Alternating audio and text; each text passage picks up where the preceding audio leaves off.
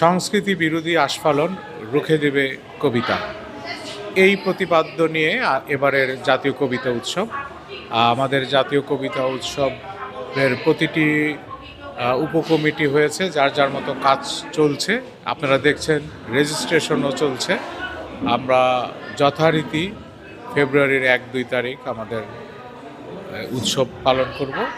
এ নিয়ে আমাদের প্রতিদিনই সভা হচ্ছে।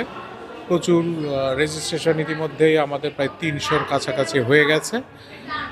আমরা তো 100-5-কে সুযোগ দিতে পারবো, যদিও গতবারও 500-র উপরে ছিল, সেটা আমাদের জন্য দুদিনে কষ্ট হয়ে যায়। তারপর আমরা চেষ্টা করছি যে কবিতা, ছোট ছোট কবিতার রেক দিয়ে যাতে এই উৎসবটিকে আমরা শেষ করতে পারি। আপনারা জানেন যে বর্তমানে একটি ট্রানজিট পিরিয়ড চলছে, একটি রাজনীতি শূন্যতা থেকে আমরা রাজনৈতিক আবহে যাব, এবং যখন আমাদের উৎসবটি হবে তখন দেশের মানুষ তাদের ভোটাধিকারের মাধ্যমে গণতন্ত্র পুনঃপ্রতিষ্ঠা করবে। এবং এই যে গণতন্ত্রের আয়োজন, এই যে কবিতার ভেতর দিয়ে সত্য উচ্চারণের প্রচেষ্টা, এটি আমাদের এবারের উৎসবে প্রতিফলিত হবে। আমরা হয়তো দেখতে পারবো যে কবিতার ভেতর দিয়ে দেশ, মাটি, রাজনীতি এবং এই যে বাংলাদেশের সৌন্দর্য, সব কিছুকে একটা সমীকরণে দাঁড় করাবেন কবিতারা। নানান রকমের কবি আসেন, নানান ভাবনার কবি আসেন, এবং এই উৎসবকে ঘিরে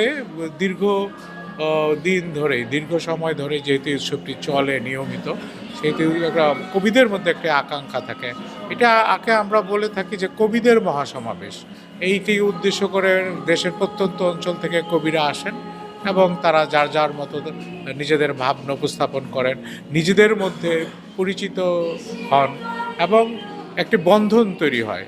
এবং এই বন্ধনটি যদি আমরা দেশের প্রয়োজনে, গণতন্ত্রের প্রয়োজনে এবং সুস্থ রাজনীতি জন্য যদি আমরা কিছু মননশীল মানুষকে একত্রিত করে দেশের যারা চিন্তা ভাবনা করেন রাষ্ট্র, সমাজ এবং রাজনীতি নিয়ে, তাদের ভিতরে আমরা উপলব্ধি তৈরি করতে পারি একটি সুশাসনের, একটি সুস্থ সমাজের, তাহলে আমাদের কবিতা উৎসব সার্থক হবে।